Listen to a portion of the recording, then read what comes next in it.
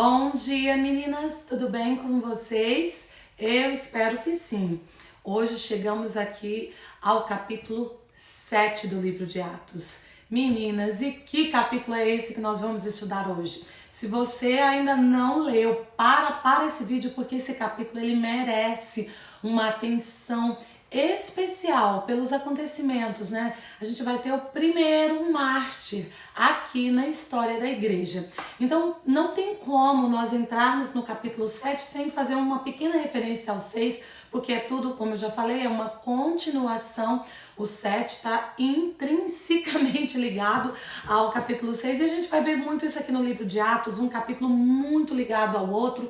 E aí não tem como eu simplesmente entrar aqui no 7 sem fazer uma pequena referência ao capítulo 6. Apesar que foi muito bem explicado pela minha amiga Erika Yanni e não tem muita necessidade, mas só pra gente dar uma recapituladazinha e entender aqui mais ou menos o contexto, né? A gente sai ali do capítulo 6, onde os primeiros diáconos são formados, são chamados, né, para ali estabelecer um novo regimento, para se organizarem. E dentre esses diáconos havia né, são 7, e um deles era Estevão, que ali no capítulo 6 diz que ele era homem de fé, cheio do Espírito Santo, né, totalmente revestido pelo Espírito Santo. E a gente termina o capítulo 6 com ali, né, os mestres da lei, os homens da sinagoga sendo muito incomodados pelo que estava acontecendo, né? Esses homens de Deus, eles estavam curando, eles estavam pregando um evangelho, eles estavam pregando um Messias que havia vindo. E esses homens da sinagoga, eles conheciam Jesus. Ali nós estamos bem contemporâneos, ainda há pouco tempo pós-morte e ressurreição de Jesus. Então não é que era um Jesus que eles nunca tinham ouvido falar. Não, ao contrário, eles sabiam, alguns deles até tinham visto Jesus face a face. E agora eles estão vendo esses discípulos de Jesus, né, dando continuidade a falar que Jesus era o Messias, a trazer o reino de Deus. E os homens ali das sinagogas, os mestres da lei, eles estão muito bravos.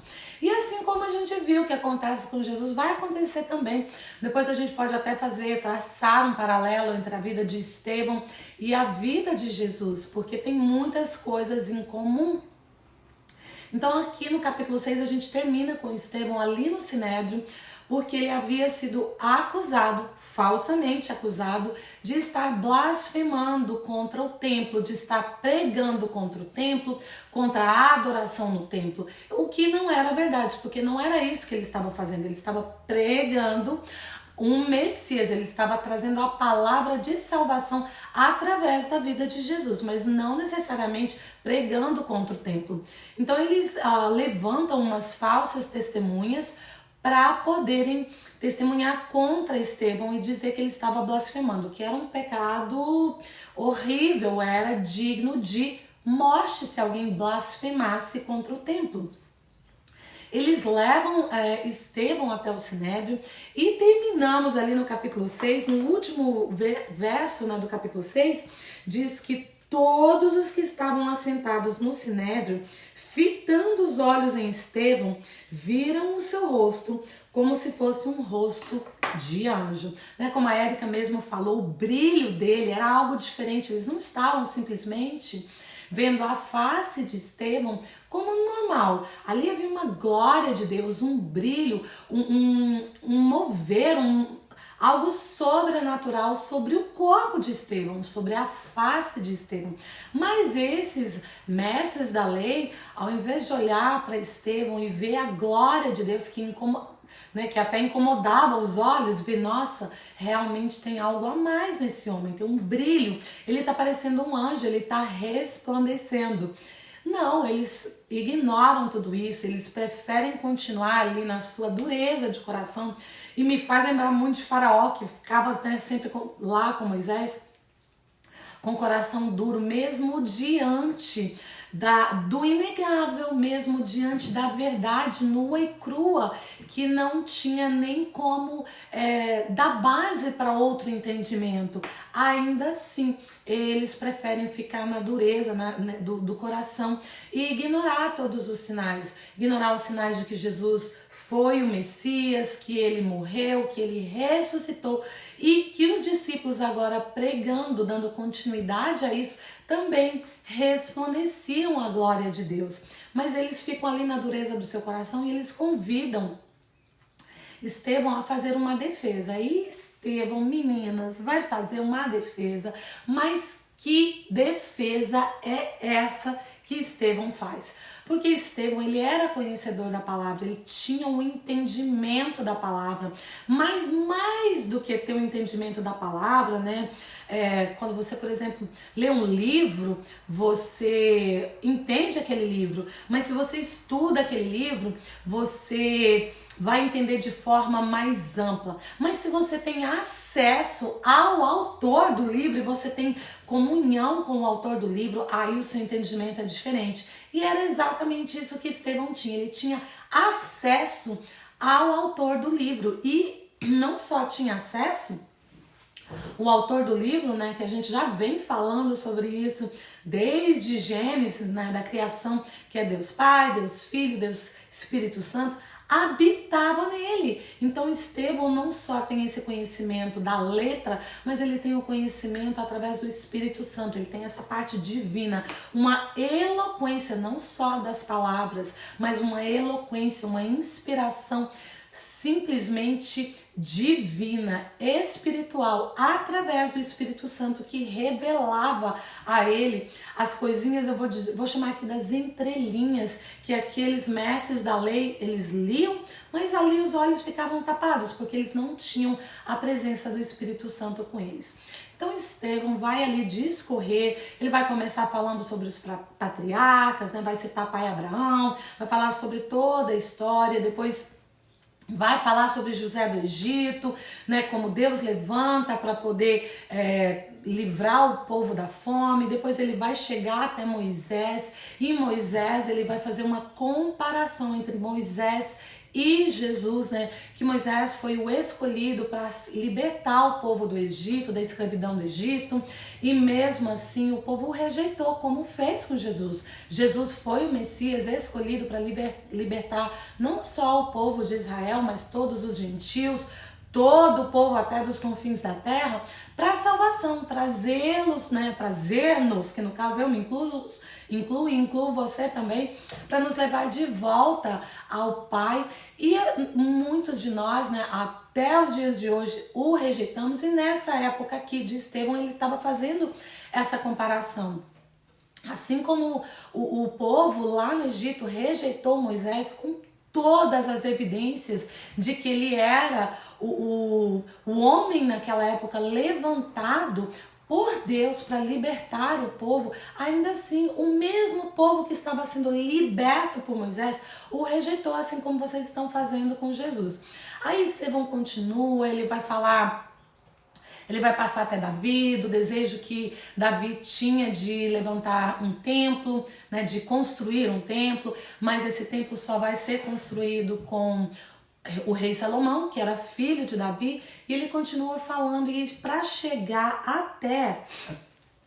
Ele faz toda essa retrospectiva, né, desde os patriarcas até chegar na parte do templo, para dizer que Deus não habita no templo em si, não é o templo que é o sagrado, que é mais importante. O mais importante é o Deus que habita no seu coração, é o Deus que está dentro de você. E esse mesmo Deus que habita dentro de você é que vocês rejeitaram, né? Que vocês estão matando.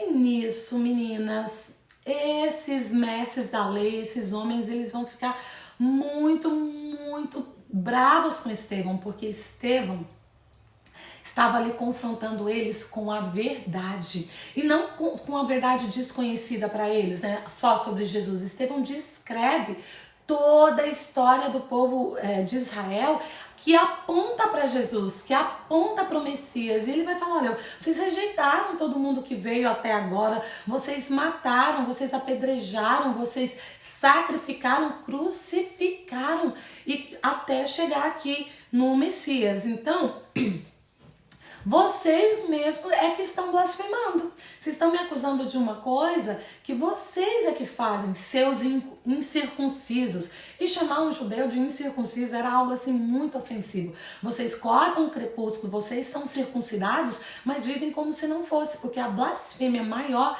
quem está fazendo é vocês. E aí, meninas, aqueles homens da lei, eles ficam muito revoltados com Estevão. E eu falei, e a gente não leu nenhum versículo aqui do capítulo 7.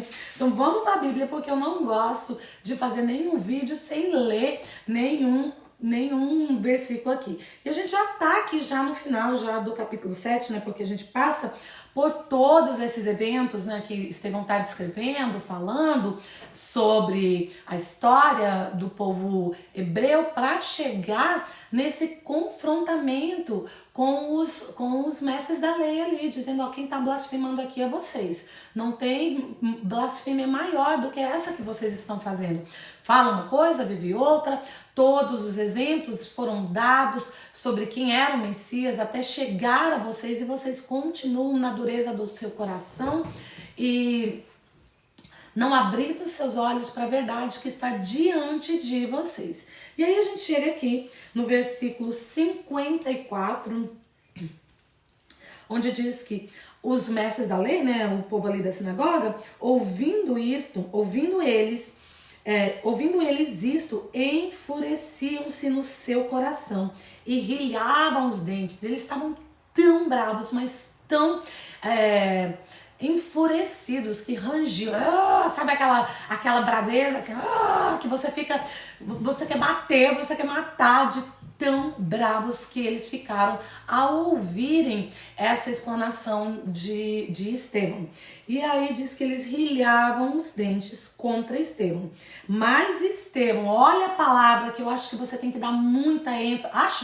Você tem que dar muita ênfase. Diz aqui, mas Estevão, cheio do Espírito Santo, fitou os olhos no céu e viu a glória de Deus e Jesus que estava à sua direita. Aí me faz lembrar do Salmo 121, que diz, eleva os meus olhos para o alto, eleva os meus olhos para o monte, né, para o alto, de onde me virá o socorro? Estevão estava ali no momento já entendendo, porque Estevão não era bobo, ele já sabia exatamente o que ia acontecer a ele. E o que ele faz? Ele não olha para esses mestres da lei, ele não olha para o lado, ele não olha para baixo, ele olha para cima, porque ele entende de onde que vem o socorro dele. E o Salmo 121 diz que eleva os meus olhos para o alto, de onde me vem o socorro? O meu socorro vem do Senhor que fez os céus e a terra. E ali Estevão entende que o socorro vinha do Senhor, que era criador de todas as coisas.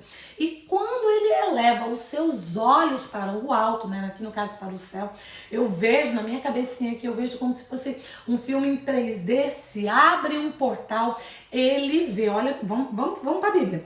Ele com seus olhos fitos no céu, viu a glória de Deus, né? Que era algo, Moisés vê a glória de Deus, era um brilho, algo assim, uma luz extraordinária, muito forte.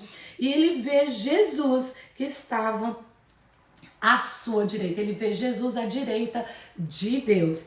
E aqui no verso 54, e disse, eis que vejo os céus abertos, e o Filho do Homem, no caso, que era Jesus, né? Lembra que Jesus se referia muito Filho do Homem, falamos muito sobre isso lá em Mateus, em pé à destra de Deus. Eles, porém, clamando em voz alta, taparam os seus ouvidos, eles os mestres da lei, e unânimes arremeteram contra Estevão, lançando-o fora da cidade, o apedrejaram.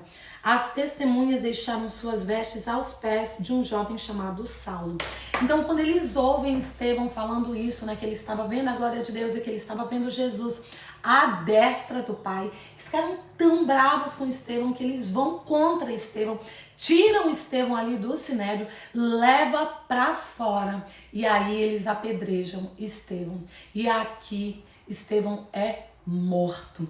Este é o primeiro mártir da história da igreja, da história do cristianismo. Mas ainda tem uma coisinha que diz que essas pessoas que estavam ali apedrejando Estevão, elas vão depositar as suas vestes aos pés de um jovem chamado Saulo. Você que tá nova aqui, quem é Saulo? Quem é esse? Não dou spoiler, já estão ouvindo eu falar que eu não dou spoiler do próximo capítulo.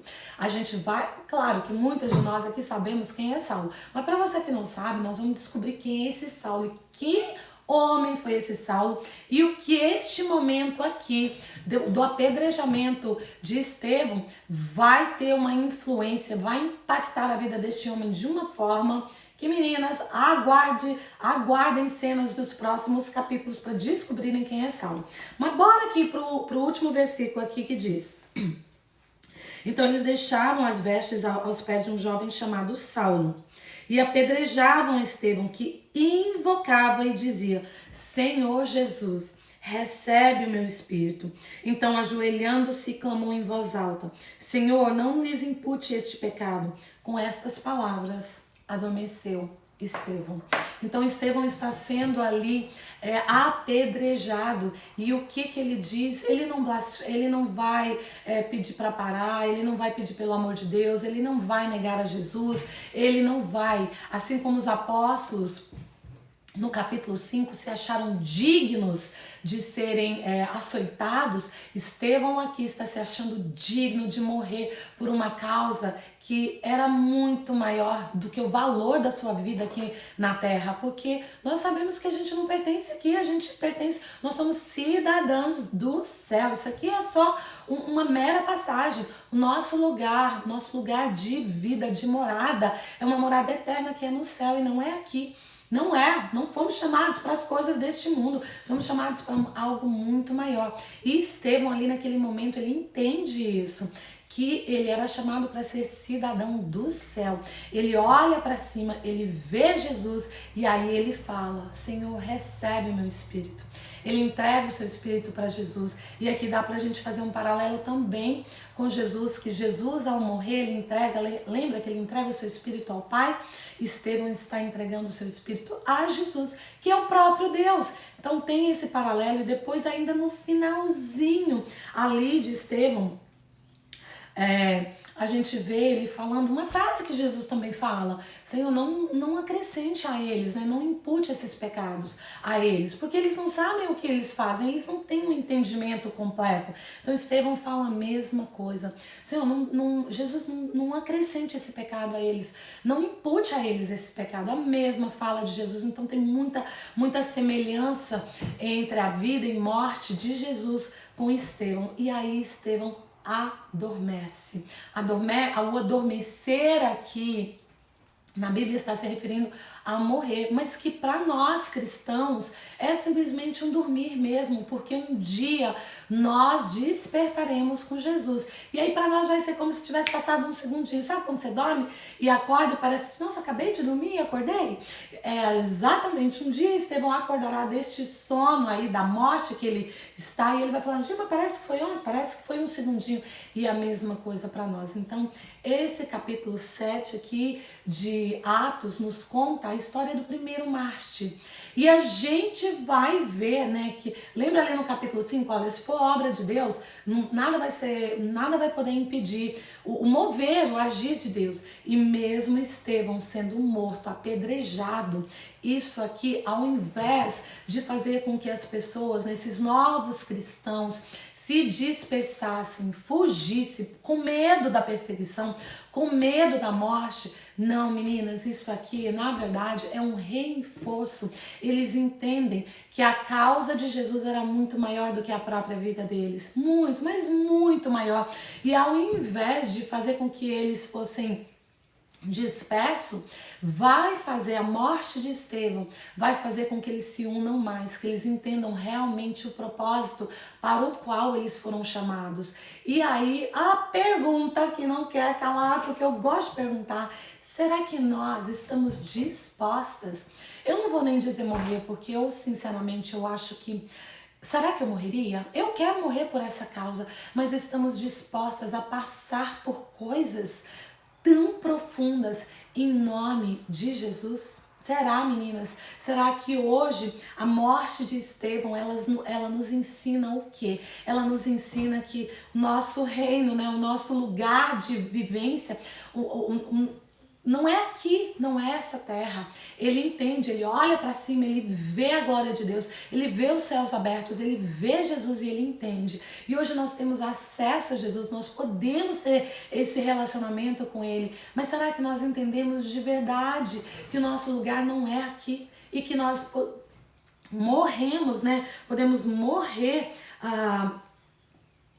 para Jesus por causa de uma causa muito maior, em prol de uma causa bem maior? Será, meninas? Não sei. Eu só sei, não sei de você, sei de mim que eu não vou falar, ai, eu morreria. Eu acho que eu hesitaria e quero pedir que Deus me dê graça, que eu seja cheia do Espírito Santo, para que se eu tiver que um dia passar por uma situação semelhante, eu haja como Estevão, tenho essa atitude de valorizar mais a minha vida na eternidade do que minha vida aqui na terra, que é passageiro, que não vai durar para nada. E a gente vê Estevão fazendo isso, nos dando esse exemplo, e o exemplo dele nos permite hoje que eu e você estejamos falando sobre a vida dele, porque a igreja não se dispersou. Então hoje aprendemos conhecendo a vida de Estevão, o primeiro mártir da igreja, que faz que ainda a gente vai ver mais perseguição. Stay tuned, né? Fica ligada. Aguarde cenas dos próximos capítulos, porque agora vem coisas assim muito profundas. Eu acho que eu falo mais, me refiro mais a você que está nova nessa jornada aqui, mas para nós também que estamos caminhando com Cristo há muito tempo, cada vez que lemos Atos, que aprendemos, vamos aprender mais com esses os patriarcas da igreja, no caso, os que trouxeram Jesus até nós. Então é muita coisa pra gente aprender em Atos. Fica firme, fica forte.